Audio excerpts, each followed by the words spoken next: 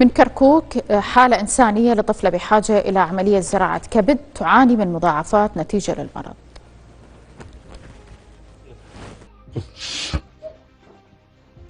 احكي لي ايش تردين؟ بتعجبني وهاي وعيوني ورمن وتظل عايشة على البرع. ويفت وروح لك. احكي ايش تردين يسوولك؟ احكي لهم حبيبتي. احكي لهم عمري باعي هذول اهلك والله يسووك باعي والله يسووك. احكي لهم يلا لا تبكين. احكي لهم احكي والله يسووك زين. يلا احكي في ناس خيره فدوى روح لك. احكي يلا احكي عمري. يلا احكي لهم عمرك. يلا احكي لهم ايش تردين؟ احكي لهم يلا يسووا الزينه والله يسوون بطن الزينه. احكي لهم يسووا الزينه. احكي لهم احكي يلا حبيبتي. شو وجعك؟ بطني. بطني شو وجعك؟ هاي وهذا وجعك؟ احكي لهم يلا احكي لهم يسووا الزينه والله احكي لهم. بطني توجعني وعيوني ورمن وعايشة على علاجات وعلى هاي البرع. هسه ايش تردين من عندهم؟ اريدهم يساعدوني. شو يسووا لك حبيبتي؟ ان شاء الله يساعدوك بعون الله. الله عليكم. شوفوا هاي الطفلة عايشة على هاي كل تقاريرها عايشة على هاي زرع كبد يحتاج لها. هاي تورم من 90,000 الواحد بالشهر، 5 من هاي تاخذ. لو ما هاي الطفلة تموت. هسه ماكو شي قاعد تورم. امها تحكي امها تقول بابا دق ما بقى بابا دقيت. امها تقول ماكو باب جامع ما دقيت. ماكو شيء. يقول تقارير بوجهي. يقول ما اعرف لا حول ولا قوه. ما اعرف شو اسوي بعد. بنتي تروح من ايدي. والد الطفلة. السلام عليكم ابو آية. السلام عليكم. هلا اختي مرحبا شلونكم؟ الله يحفظكم. الله يسلمك.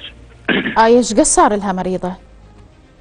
والله اختي تقريبا صار لها 6 شهور. ما خلينا دكتور، ما خلينا مستشفيات، ما تدمرنا والله تدمرنا دمار. هي ايش قد عمرها؟ عمرها 8 سنوات.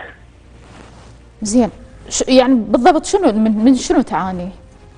والله تعاني يعني يراد لها زرع كبد، الكبد مالها ب100,000 تلفون. اي والله يراد لها زرع كبد وما خلينا والله العظيم تدمرنا دمار. بعنا اللي عندنا والما عندنا وما يقول لها هسه علاج الا بالخارج وانا امكانيه ما عندي. زين. اي والله. بالعراق بدك تراجع بيها انت؟ بالعراق. انتم من كركوك صح؟ من كركوك؟ انا من كركوك بس كل اسبوع اوديها لمدينه الطب ببغداد. زين. اي والله. وابو بغداد يقول لي طلعها للخارج يابا الامكانيه ما عندي هالقد. يقول والله بركة الله للخير الحكومه يطلعونك وانا اناشد اهل الخير. ايش قد يحتاج لها هي؟ والله هو مكلف يعني يكلف يعني مو شغله دفتر ودفترين مكلف. سالت الدكاتره يقول يكلف صار من 6 دفاتر. زين سولف لي اكثر على حالتها. حالتها والله هي قبل سنه ما بيها شيء، فجاه وقعت. تمرضت. ودي انا شنو يعني رأسا بلش وياها لو شلون عرفتوها؟ احنا رأسا هنا وديناها الدكاتره هنا بكركوك. ابو كركوك حولنا لبغداد. زين. ابو بغداد والله تقريبا شهر ونص قاعدين مدينه الطب الا عادين يلا كشفوا المرض مالها. قال يابا هذا يراد لها زرع كبد، الكبد مالها تعبان. اي والله. وهسه احنا هم جاي نراجع هسه على هاي شفت الابره يمكن شنو هذه الابره؟ هذه الابره شنو؟ هي هاي شغل الكبد يوقف نحط لها هذه يشتغل الكبد على هذه. صحتها زينه يعني تمشي تطلع طالع؟ شنو هي بالمدرسه؟ لا والله مو المدرسه. احنا ما مدخلينها مدرسه، نخاف عليها مريضه. زين.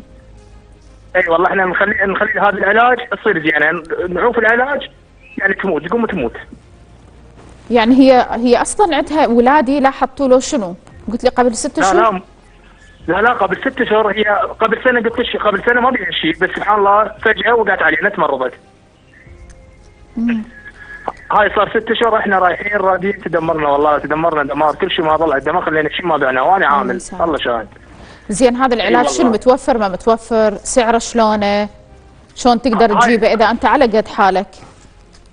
والله هنا اهل الخير واهل هاي اهل النخوه جاي يجمعون هذه وحده ب 95 100,000 لازم كل شهر تحتاج لها 4. كل شهر 4 أبر؟ هاي القنينه لو البامينه هاي كل شهر تحتاج لها 4 لو 5 وانا ما عند الله شاد عامل 90 يعني وحده 60,000 بالشهر. الله يساعدك، لا حول ولا قوة اي والله. إلا بالله. زين. واحنا بعد على الله وعليك ايش بك ترفعين صوتنا توصلينا. على الله اولا. اي والله خيرك. اشكرك ان شاء الله. اشكرك. اتمنى من وزارة الصحة ان تتبنى وتلتفت لقضية آية عندها تلف بالكبد ووالدها علقت حاله وضعها الاقتصادي ما يسمح ياخذها ويطلع بها خارج العراق. هم من اهالي كركوك وضحوا بالمادي مثل ما ذكرت علقتهم. يبدو أنه العملية جدا مكلفة، لا دفتر ولا دفترين حسب ما قال أبوهم، فمستحيل يقدرون يباعون عليها ويشوفون أنه وضعيتها تتراجع أو صحتها مو زينة.